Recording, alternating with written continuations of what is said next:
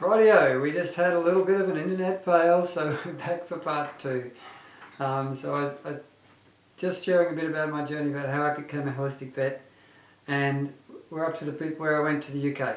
A few years out of university doing locum jobs all over the UK, and in the UK I really did a lot more of the hands-on work, exploring with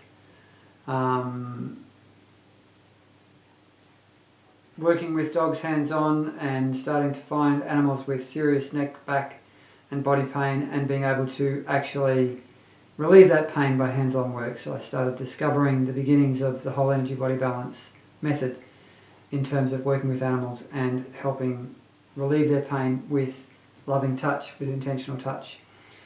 After about 18 months in the UK, I got very sick. In fact, I'd probably been getting sick for quite a long time, but I crashed when I was in the UK with chronic fatigue syndrome and became extremely chronically unwell.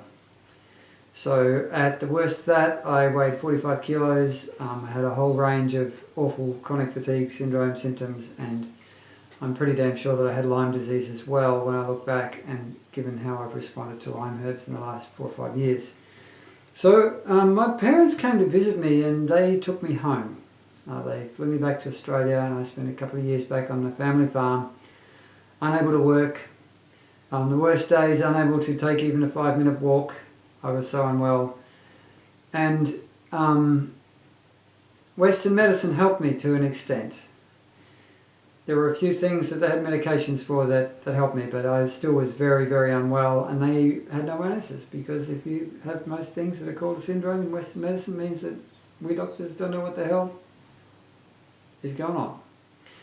So I started exploring a whole lot of alternative stuff, changed my diet, and particularly went to a body worker in Charters Towers who was also an energy healer, and found that working with him helped my symptoms.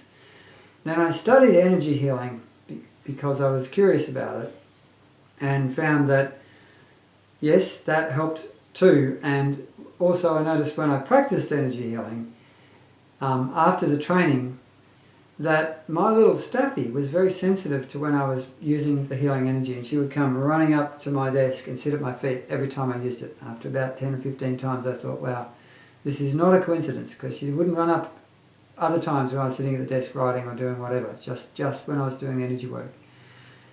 I got very fascinated with this whole energy healing side of things and did a lot of study with that. Went back to working part-time in vet clinics, integrated that holistic stuff into my vet work a little bit, but the vet clinics were really not very open to this weirdy holistic stuff that I was interested in. And then about 15 or 16 years ago, I was out of a job. So I thought, right, I'll create myself a job. And I started up my first home visit vet business in Townsville, which was the home visit vet. And over the 7 or 8 years that I worked in Townsville in that business, I integrated more and more holistic stuff into my practice. I started using some homeopathics. I did a lot more hands-on work because I had no one else looking over my shoulder saying, what's that weird stuff you're doing, you shouldn't be doing that, or do animals. And I also, around the middle of that time, realised that the truth about vaccination is that you don't need to vaccinate your animals every year, and it's actually bad for them.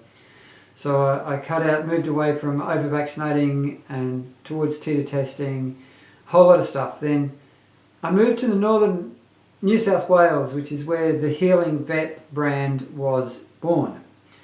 Now, the Healing Vet came about because Northern Rivers of New South Wales is much more open-minded, progressive sort of community, and much more open to holistic stuff and healing and things like that. I also, when I moved, not long after I moved to Yukai, Northern New South Wales, is when I started teaching whole energy body balance for the first time. In fact, I did one workshop in Townsville just before we left, and then I did the first full weekend training teaching people how to do body work, healing body work for their dogs, not too long after we moved to Yukai. and have been teaching it ever since, and have been expanding that training, changing that training, working with that to make it better ever since. So we've been teaching for about 8 years. In the last 2 years we've taken it into the online realm, so that we have online trainings. And about 9 months ago, or nearly 12 months ago now, I taught the energy healing for the first time. Now, the thing about this journey is that the other thing that's happened over the last 3 to 4 years is that my health has improved out of sight. Now, a big reason for that was that I got out of abusive narcissistic marriage that I didn't even know was abusive and narcissistic until quite some time after I got dumped. And I've done a lot of work on myself in terms of embracing and healing my trauma and untangling some very unpleasant stuff that was inflicted upon me energetically by a shadowy shaman teacher guy that I got tangled up with some years ago. And the thing about being a holistic veterinarian is I'm a very pragmatic, holistic veterinarian, because I believe that you can't call yourself a holistic practitioner if you're not going to consider that Western medicine has something to offer, because it does. It might not be my go-to. Prescription drugs are generally something that I avoid unless it is the last resort. But if I'm not willing to be open to the idea that sometimes for some animals these things are going to be the best thing that serves them the best, I'm not really a holistic practitioner. For instance, I've had some dogs with terrible IBD, inflammatory bowel disease, that actually do better on that awful, horrible, processed, Hills science diet crap. But they do better on it, they're happier on it, they're healthier on it. So if I was being fanatical and fundamental about being holistic, I could well actually harm animals because I'm not open to the possibility of giving them what they really need. Another thing that that for me personally is part of my recovery from chronic fatigue syndrome is that I'm on low-dose naltrexone, which is a prescription drug. A very safe one with no side effects that I know of, but it's helped me a hell of a lot. But some few years before I decided to give it a go, because one of my vet clients said I had chronic fatigue and I took this LDN stuff and it helped me heaps, I'd refused it from a doctor because I wasn't going to have anything to do with any prescription drugs whatsoever.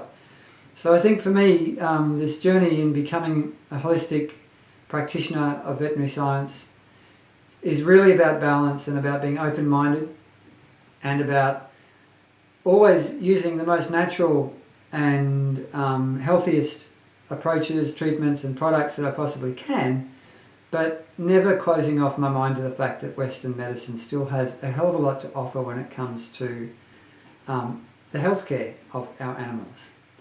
Okay, so there's a couple of questions there. Can holistic work help with dogs with anxiety? You bet you can. I help dogs with anxiety all the time, and if you'd like to have me help your dog with anxiety, please do drop me a message. So that's the two-part video series for today, this week, and it's just a little bit of a look into my journey of how I've become a holistic vet. And I find when I talk to other holistic vets that many holistic vets share a common theme of having had a chronic illness of some kind that they've had to overcome, which has nudged them into becoming a holistic veterinarian. Okay, thank you so much for listening. I really appreciate your company on the call, and